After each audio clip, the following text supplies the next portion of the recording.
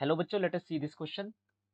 Two infinite long wires, each carrying current I, lying along x-axis and y-axis respectively. A charged particle having a charge q and mass m is projected with a velocity u along the straight line OP. The path of the particle is.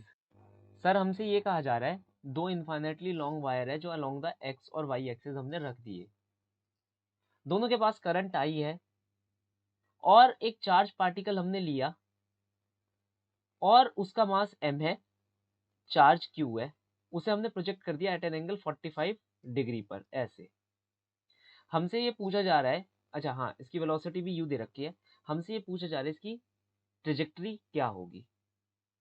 यहाँ पर मैं एक की concept की बात करना चाहूंगा, motion of a charge particle, motion of charge particle inside magnetic field. जब भी कोई मैग्नेटिक फील्ड होती है और एक चार्ज पार्टिकल v वेलोसिटी से भागना शुरू करता है तो वो हमेशा एक सर्कुलर ट्रेजेक्टरी शो करता है। लेकिन इतनी जल्दी हमें यहाँ पर सेकंड पर आंसर नहीं लगाना चाहिए। पता है क्यों?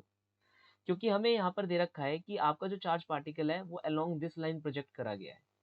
अगर मैं यहाँ पर देखूँ अलोंग दिस लाइन मेरी मैग्नेटिक फील्ड कितनी होगी, तो यहाँ पर ये लॉन्ग करंट कैरिंग वायर है, मैं इनफाइनाइट वायर मानता हूँ इन्हें।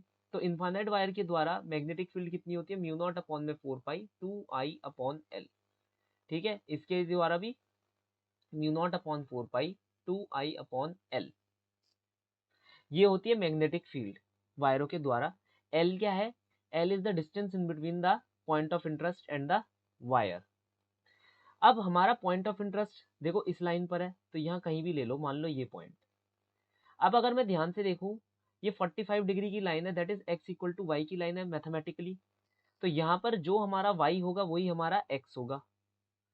दूसरी चीज, अगर मुझे डायरेक्शन देखना है मैग्नेटिक फील्ड का, क्योंकि मैग्नेटिक फील्ड स्केलर तो है नहीं, वेक्टर है, तो यहाँ पर डायरेक्शन भी मैं देख सकता हूँ बाय द राइट हैंड